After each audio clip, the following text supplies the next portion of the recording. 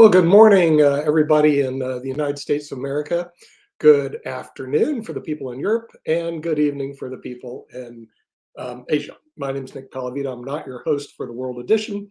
That's going to be up to Steve Rao and Mark Lee, who are going to be joining us very shortly. But today we have two really special guests, Sherry Kerr and Sam Black, who are going to listen to what they have to say. But before we go there, we're going to jump and go find Steve Rao from the all-American city of Morrisville, that no one knows where it is, but Steve sits on the city council of Morrisville. It's in North Carolina, and very few people around the world know where that is. That's in the United States of America. So Steve, who's very proud of Morrisville, that no one knows where it is, gives Morrisville more attention around the world on the Pod TV network than anybody else I know of. So far, our 2.3 million viewers last year. We're going to bring in none other than Steve Rao. So Steve Rao coming in from Morrisville right now. Actually, great. And I'm sorry for the headsets, guys. Can you hear me, Nick? Yeah, we can hear you. You're coming in good. I'm sorry. I got going with my settings, and only my headsets are working. I have a new computer, so I'll go back to no headsets soon. But welcome to World Edition. And I'm sorry I was a few minutes late. Just wanted to welcome everyone to our show. Yes, the All-America city of Morrisville in the Research Triangle Park, which is right near the famous university, Duke University, University of North Carolina, and NC State. Companies from all around the world call this area home, and we're very excited with cricket.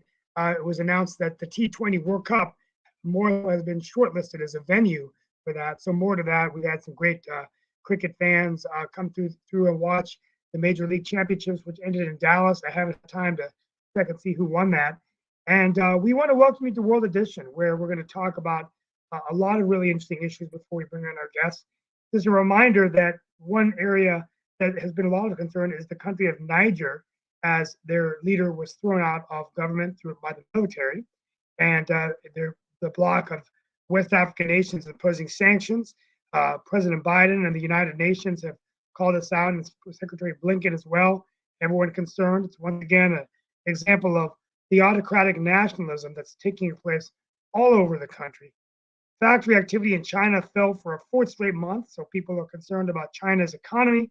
What does that mean for the future of the global economy? And where does India fall into the mix, as today it's the fifth largest economy? Indian Independence Day is coming up soon, and John Chambers, former CEO of Cisco, has said that he predicts this economy, India, will be the #1 economy in the next decade.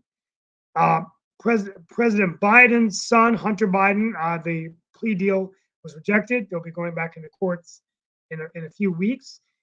This has really made the presidential race very intense, with new charges being filed against President Trump for the Mar-a-Lago classified documents case. So although DeSantis raised $20 million last quarter, so who knows? Maybe DeSantis will be able to pull through victory. And finally, I'll just end with the fact that I'm going to end with just some insights about American infrastructure.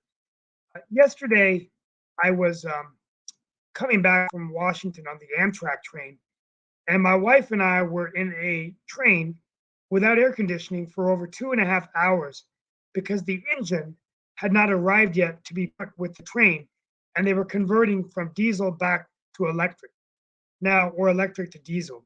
But I got to tell you, it really made me wonder about the state of American infrastructure. On this show, we've talked about the billions of dollars being invested by the ARP, and I find it ironic that the president